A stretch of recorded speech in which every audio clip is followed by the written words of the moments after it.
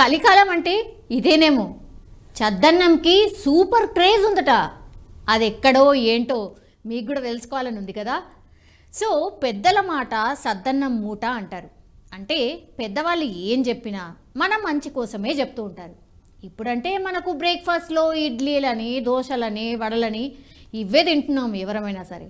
కానీ పాతకాలం రోజుల్లో అసలు ఈ ఇడ్లీలు కానీ, వడలు కానీ, దోశలు కానీ అంటే ఎవరికైనా తెలుసా?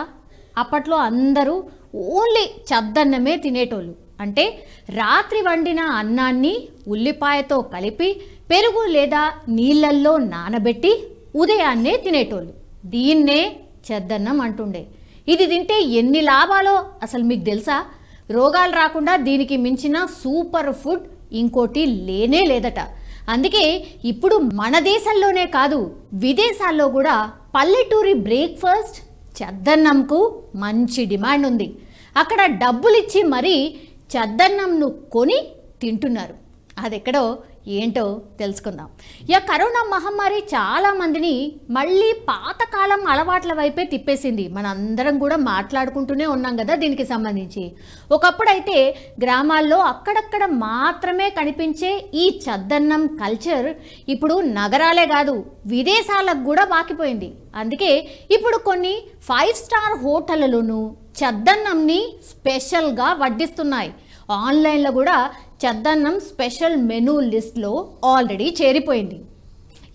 ఒకప్పుడు రాత్రి మిగిలిన అన్నం పొద్దున తినడం అంటే నామోషిగా ఫీల్ అయ్యేటోళ్ళు. కానీ ఇందులో ఉన్న పోషక విలువలు తెలుసుకున్నాక చద్దన్నం తినేందుకు ఎక్కువగా ఆసక్తి చూపిస్తూ ఉన్నారు. అమెరికాలో అయితే చద్దన్నం తిందామన్నా దొరుకుతలేదట. గంత డిమాండ్ వచ్చి పడేది అక్కడ. చద్దన్నం ఇప్పుడు భారీ ధరకు అమ్ముడుపోతోంది అక్కడ. దీనికి సంబంధించిన ఓ క్రేజీ వీడియో ఇప్పుడు నెట్టింట వైరల్గా మారిపోయింది.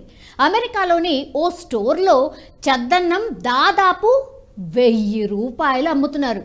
మీరు విన్నది నిజమే, చద్దన్నం 1000 రూపాయలకు అమ్ముతున్నారు. కలికాలం అంటే ఇదేనేమో కదా. ఓ ఇన్స్టా ఇన్ఫ్లుయెన్సర్ వీడియో తీసి సోషల్ మీడియాలో పెట్టేసింది. ఈ వీడియో ఇప్పటికే 4.2 మిలియన్ వ్యూస్తో నెట్టింట వైరల్గా మారిపోయింది. దీంతో మరోసారి చద్దన్నంపై చర్చ నడుస్తోంది.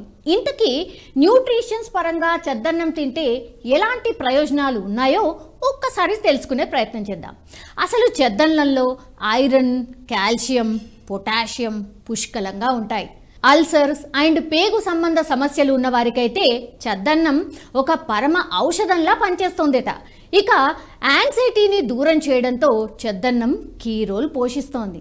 ఒంట్లో వేడిని తగ్గించడంతో పాటు రోగ నిరోధక శక్తిని కూడా భారీగా పెంచేస్తుందట. ఉదయాన్నే చద్దన్నంలో పెరుగు కలుపుకొని తింటే రక్తహీనత నుంచి బయటపడొచ్చు. ఇక చద్దన్నం తింటే అధిక రక్తపోటు అండ్ మలబద్ధక సమస్యలు కూడా దూరం అవుతాయి.